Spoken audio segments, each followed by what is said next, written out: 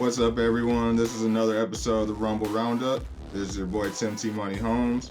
This is the 2024 Elimination Chamber edition. I actually did wake up to watch that Australian craziness, and yeah, it was mostly worth it. Let's talk about it.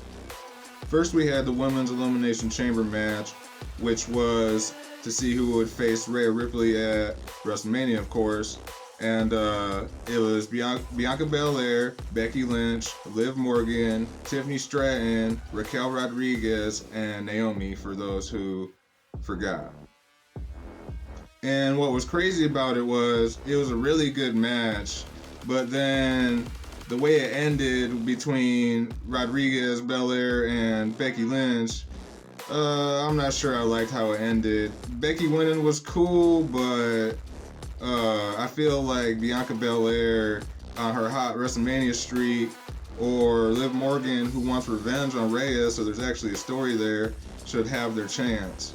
But I've heard rumors too that Becky is in contract negotiations with WWE, so I think that has a lot to do with it, and Seth Rollins being the champion and her husband, you know. So they're trying to make her happy the best they can, even though she's 1-8 in WrestleMania. You can go look it up. I'm not kidding you. She's been doing it since WrestleMania 32 and has only won once. But, okay. So, no disrespect to Becky, but I really feel like those other two women deserve a chance over somebody that's been trying a whole decade and only won one time. But then we had Judgment Day versus the new group of Tyler Bate and Pete Dunne, now called the New Crash Republic, NCR. And that was a hell of a match, man. That was a hell of a match. Oh, and to make a note, when Judgment Day came out, Dominic tried to introduce them, and of course they wouldn't let him speak. And it even got to the point where he was getting so involved, he had to get banned from ringside. So that was pretty interesting to see. I really can't believe Pete Dunne actually broke Finn's fingers. You've seen at the end, Finn couldn't even hold his belt, even though Judgment Day came out on top, of course. Still one of the most dominant groups in the WWE right now, besides the Bloodline.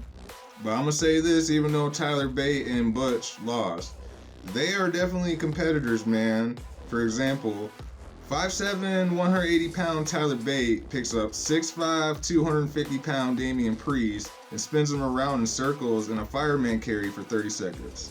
Yeah, figure that one out. So say what you want, but I feel like the New Crash Republic has a good future ahead of them going into WrestleMania and beyond.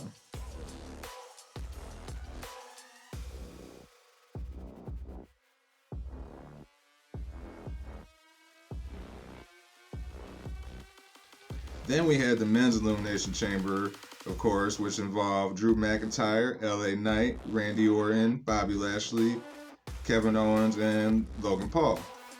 And for the record, that was a really great match. Some of the stuff they did, I did not really expect. Logan Paul took a hell of a beating for his first match like a champ. I'm not usually the biggest fan of the guy, but he held his own on that one, so kudos to him for that in his first ever chamber match.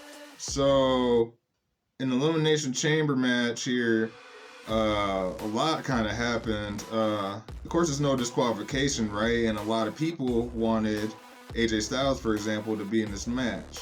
Well, he was in this match, but it wasn't how we thought.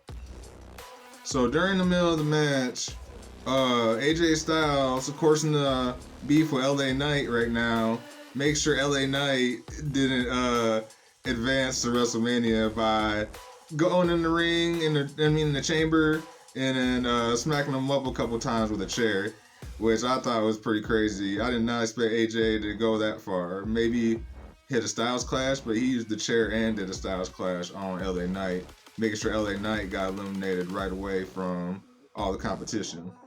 Then it was a pretty good brawl down in the final three, which ended up being Drew McIntyre, of course, Randy Orton, of course, and surprisingly, Logan Paul. Yeah. I'm sure that was all to sell the product, but that's still pretty interesting to see him make it that far in his first ever chamber match. When he got down to the final three, though, Randy made sure he wasn't going to WrestleMania by eliminating him and pinning him out of the match.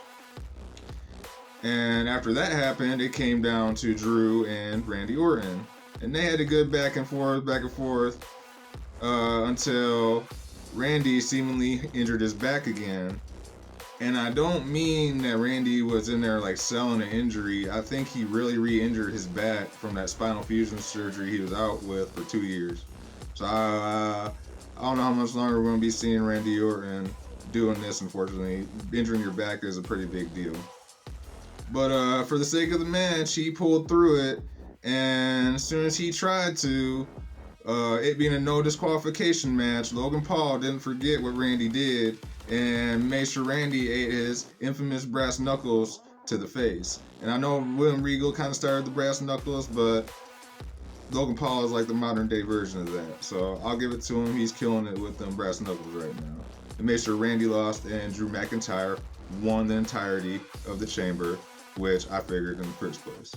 So the men's Elimination Chamber was a pretty great match, like I said, which resulted in Drew McIntyre taking the win, of course, and getting to try again at his dream of winning the WWE Championship again. That COVID era stuff, him and Randy really pulled through for everybody on that one, so he really does deserve this shot right here in front of a whole entire actual live crowd. Then the last match of the night came down to Rhea Ripley and Nia Jax. And I don't know if you remember back in the day, Rhea Ripley spearing Kevin Owens through the barricade, so she's not afraid of somebody that's a little bit bigger than her. And she definitely let Nia Jax know that, and even ended up hitting her with a riptide and winning and keeping her belt. So the matches we got set up so far for WrestleMania is, of course, Cody versus Roman. Then we got Io Sky versus Bayley, right?